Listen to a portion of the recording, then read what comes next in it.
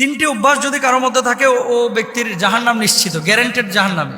তিনটা অভ্যাস যদি কোনো মানুষের মধ্যে থাকে ও ব্যক্তির জাহান্নাম গ্যারান্টেড, ও জাহান্নামে যাবে কনফার্ম, এক বিনা হিসাবে জাহান্নাম, জান্নাতে না। আল্লাহ রাসূল সাল্লাল্লাহু আলাইহি ওয়াসাল্লাম বলেছেন, দেখেন আল্লাহ তাআলা কিন্তু কোনো মানুষকে জাহান্নামে পোড়ানোর জন্য বানান নাই। আল্লাহ বানিয়েছেন মানুষকে বড় মায়া করে, দয়া করে, রহম করে, মানুষ যাতে করে সুপথে ফিরে আসে, আল্লাহকে ডাকে, আল্লাহকে স্মরণ করে এবং আল্লাহর জান্নাতে যায়। কোনো মানুষকে আল্লাহ তাআলা ইচ্ছাকৃতভাবে জাহান্নামে জ্বালাবেন না, এটা আল্লাহ তাআলার বৈশিষ্ট্য না। আল্লাহ সুবহানাহু ওয়া তাআলার সিফাতের মধ্যেও এটা পড়ে না। আল্লাহ গাফফার, আল্লাহ রহমান, আল্লাহ রহিম। কিন্তু এমন কিছু কাজ আছে যে কাজগুলোকে আল্লাহ অত্যন্ত অপছন্দ করেন, নবী অপছন্দ করেন, কিন্তু এই কাজগুলো মানুষ অহরহ করছে। এই কাজগুলো করার কারণে মানুষ নিজের আশ্রয়স্থলটাকে জাহান্নামে বানিয়ে নিচ্ছে। তারা কারা? এক নম্বর, রাসূল আকরাম সাল্লাল্লাহু আলাইহি ওয়াসাল্লাম বলেছেন, মুদমিনুল খামর, যে মানুষটা নিয়মিত মদ পান করে, বছরে একবার পান করলো সে কবিরা গুনাহ করেছে। কিন্তু যে দিন রাত 24 ঘন্টা মদের সাথে সম্পৃক্ত রাখে, মদ ছাড়া তার চলে না, মদ না খাইলে শরীর কনকন করে, মদ না খাইলে মাথা ব্যথা করে, মদ না খাইলে মাথা জ্যাম হয়ে যায়, মদ না খাইলে বউকে ভালো লাগে না, মদ না খাইলে ঘুম আসে না, মদ না খাইলে চলাফেরায় সমস্যা, এরকম কিছু মানুষ আছে। কিন্তু যদি এরকম কোনো মানুষ থাকে এই জমিনের মধ্যে যে যার চলাফেরা, উঠা বসা সব কিছুই মদের সাথে সম্পৃক্ত, এ মানুষটা জাহান্নামকে তার আশ্রয়স্থল বানিয়ে নিয়েছে। রাসূল আকরাম সাল্লাল্লাহু আলাইহি ওয়াসাল্লাম বলছেন, মদ পানকারী ব্যক্তির 40 দিনের নামাজ কবুল হয় না। সে তওবা করলে তবে আল্লাহ তাআলা তার তওবা কবুল করেন। যদি সে আবার মদ পান করে তাহলে আল্লাহ তাআলা তার 40 দিনের আবার নামাজ কবুল করেন না। এর মানে এই না যে আমি একবার মদ খাইছি বা সিগারেট খাইছি বা জর্দা খাইছি বা নেশা করেছি, থাক আর নামাজের ধারে কাছে যাওয়ার দরকার নাই, কারণ 40 দিন তো নামাজ কবুল হবে না। বিষয়টা এরকম না। নামাজটাও পড়বে, তওবাটাও কন্টিনিউ করবে, আর মদটাকেও ছেড়ে দেওয়ার চেষ্টা করবে। ওয়া আনতুম সুকারা লা তাকরাবুস, ইয়া আইয়ুহাল্লাযীনা আমানু লা তাকরাবুস সালাতা ওয়া আনতুম সুকারা, হে ঈমানদাররা তোমরা নামাজের ধারে কাছে যাও না। কখন? যখন তোমরা নেশাগ্রস্ত অবস্থায় থাকো। এটা কিন্তু স্পষ্টভাবে আল্লাহ সুবহানাহু ওয়া তাআলা পবিত্র কুরআনুল কারীমে বলেছেন এবং রাসূল আকরাম সাল্লাল্লাহু আলাইহি ওয়াসাল্লাম স্পষ্টভাবে আমাদেরকে জানিয়েছেন যে মদ পান এটা মুসলমানদের জন্য সম্পূর্ণরূপে হারাম। আচ্ছা, তাহলে এক নাম্বার, আমরা কেউ মদ পান করব না। এই অভ্যাস যদি কারো মধ্যে থাকে, এখন মদ বলতে শুধু ওই বোতল খাওয়া না, কিন্তু ইয়াবা ট্যাবলেট আছে, ড্যান্ডি আছে, আইস আছে, ফেন্সিডিল আছে, হিরোইন আছে, গাঁজা আছে, যেগুলোই নেশা তৈরি করে, এই ধরনের নেশা জাতীয় কোনো জিনিসে যদি অভ্যস্ত হন, জান্নাত আপনার জন্য হারাম, জাহান্নাম আপনার জন্য অবধারিত। 2 নাম্বার, এমন চরিত্র যদি কারোর মধ্যে থাকে তার জন্য জাহান্নাম অবধারিত। সেটা কি? আত্মীয়তার সম্পর্ক ছিন্ন যারা করে। লা ইয়াদখুলুল জান্নাতা কাতিআ বা কুত্তা। আল্লাহ রাসূল সাল্লাল্লাহু আলাইহি ওয়াসাল্লাম বলেছেন, ওই ব্যক্তি যে আত্মীয়তার সম্পর্ক ছিন্ন করে সে আল্লাহর জান্নাতে যেতে পারবে না। আত্মীয়তার সম্পর্ক ছিন্নকারী ব্যক্তি কখনো জান্নাতে যাবে না। এখন আত্মীয়তার সম্পর্ক ছিন্ন কারা করে? আপনার আমার আশপাশের মানুষগুলো। ইদানিং দেখবেন ভাই ভাইয়ের সাথে তেমন সম্পর্ক নাই, বোনেরা ভাইয়ের সাথে তেমন সম্পর্ক রাখতে চায় না।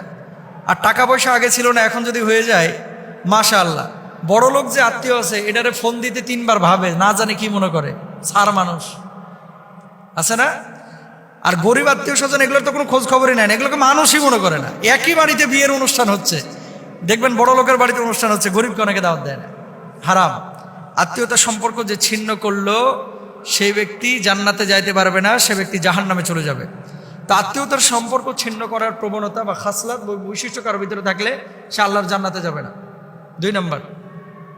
আর আত্মীয়তার সম্পর্ক আপনি কেন ছিন্ন করবেন? যেখানে আল্লাহ রাসূল বলেছেন, তুমি যদি তোমার হায়াতে এবং রিজকের মধ্যে ভরপুর বারাকা চাও, হায়াতটাকে যদি দীর্ঘ করতে চাও, মানে বরকতময় হায়াত চাও, আর যদি তুমি রিজকের মধ্যে প্রশস্ততা চাও, তাহলে আত্মীয়তার সম্পর্কটাকে ছিন্ন রাখো। এই আত্মীয়তার সম্পর্কটাকে তোমরা রক্ষা করে চলো। তাহলে আপনি আত্মীয়তার সম্পর্ক রক্ষা না করে যদি ছিন্ন করেন, আল্লাহর জাহান্নাম আপনার জন্য। 3 নাম্বার, এমন কিছু মানুষ আছে যারা জাদু টোনায় বিশ্বাস করে। এই জাদু টোনার কারণে কিন্তু দেখেন সূরা বাকারার মধ্যে 1 নম্বর পারা 15 নম্বর পৃষ্ঠা আল্লাহ তাআলা বিস্তরভাবে বলে দিয়েছেন এই জাদু টোনার কথা, সিহর শব্দ উল্লেখ করে, যে এটা সম্পূর্ণরূপে শয়তানি কাজ এবং কখনো কখনো মানুষকে কুফরের দিকে এটা নিয়ে চলে যায়। জাদু যারা করে, জাদুটোনায় যারা বিশ্বাসী এবং জাদুটোনা দিয়ে মানুষকে যারা ক্ষতি করে, পারতপক্ষে এদের ঈমান থাকে না, এরা কাফের হয়ে যায়। অনেক মুসলমান কিন্তু এই কাজ করে, অন্যের ভালো সহ্য করতে পারে না, এর জন্য তাবিজ করে। রাসূল সাল্লাল্লাহু আলাইহি ওয়াসাল্লামকেও পর্যন্ত করা হয়েছে, যার পরিপ্রেক্ষিতে আল্লাহ তাআলা সূরা ফালাক নাস নাজিল করেছেন। তো জাদুটোনায় জড়ানো যাবে না, জাদুটোনায় বিশ্বাস করা যাবে না, জাদুটোনা যারা করে তাদের ধারে কাছে যাওয়া যাবে না, আরেকজনের কাছে তদবির নিয়ে এসে আরেকজনের ক্ষতি করা যাবে না। যদি এরকম কেউ করে, সম্পূর্ণরূপে কুফরি কাজ করে এবং তার ঈমান থাকবে না। তাহলে স্থায়ীভাবে যেই তিনটা অভ্যাস মানুষকে জাহান্নামের দিকে নিয়ে যায়, আমরা পাইলাম কি? 1 নম্বর হচ্ছে মদপান, 2 নম্বর হচ্ছে আত্মীয়তার সম্পর্ক ছিন্ন, 3 নম্বর হচ্ছে জান্নাতে এই জাদুটোনায় যারা আসক্ত। রাসূল আকরাম সাল্লাল্লাহু আলাইহি ওয়াসাল্লাম সাহাবীদেরকে বললেন, ও সাহাবীরা, আমার উম্মতের মধ্যে 70,000 উম্মত রয়েছে যারা বিনা হিসেবে আল্লাহর জান্নাতে যাবে। সাহাবীরা বললেন, ইয়া রাসূলুল্লাহ, 70,000 মানুষ বিনা হিসেবে জান্নাতে যাবে? এই কথা বলে নবীজি ঘরে চলে গেছে, আর বলেন নাই যে কারা। কতক্ষণ পরে সাহাবীরা আলোচনা শুরু করেছে গোল গোল হয়ে, যে আচ্ছা এরা কারা? কে বলছে সাহাবীরা, কে বলছে শহীদরা, কে বলছে নবী আলাইহিস সালাম। কতক্ষণ পরে আল্লাহ নবী বের হয়েছে, বলছে কি নিয়ে তোমরা এত আলোচনা করছো? সাহাবীরা বললেন, ইয়া রাসূলুল্লাহ, আপনি যে বললেন যে 70,000 মানুষ বিনা হিসেবে জান্নাতে যাবে, এরা কারা? আমরা তো এটা নিয়ে কনফিউশনে পড়ে গেছি। আল্লাহ নবী বললেন, লা ইয়াস্তারকুনা ওয়ালা ইয়াত্তাইয়ারুনা ওয়ালা ইয়াত্তাউনা ওয়ালা রাব্বিহিম ইয়াতাওয়াক্কালুন। যারা দাগ কেটে চিকিৎসা গ্রহণ করে না, গালগুল কাইটা, হাত পা কাইটা, তারপরে আগুনের শেক টেক দিয়ে এমনভাবে স্পট ফেলে, এই ধরনের কোনো চিকিৎসা যারা গ্রহণ করে না, ওই ঝাড়ফুঁক আর কি, অবৈধ ঝাড়ফুঁক যেগুলা, অশুভ লক্ষণ যারা বিশ্বাস করে না, অলক্ষণী কুলক্ষণী বলতে কোনো কিছু পৃথিবীতে নাই, সব কিছুই ভালো। তবে হ্যাঁ, কখনো কখনো মানুষ আপনার ক্ষতি করতে চায়।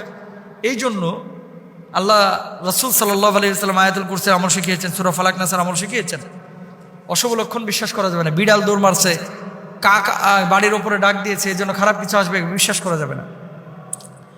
এবং আল্লাহর ওপরে সবসময় তাওয়াক্কুল করতে হবে। আর অবৈধ ঝাড়ফুঁক, মাছের চোখ দিয়া, মাছের আইস দিয়া, মহিলার ওই যে ঘর থেকে চুল নিয়ে এসে আরেকজনের উন্নার কোনা কাইটা নিয়ে এসে তাবিজ করে সেই মেয়েকে বসে আনার জন্য চেষ্টা করা, তদবির করা, চেষ্টা চালানো সম্পূর্ণরূপে হারাম। এগুলো করা যাবে না। আল্লাহ তাআলা আমাদেরকে বোঝার তৌফিক দান করুন।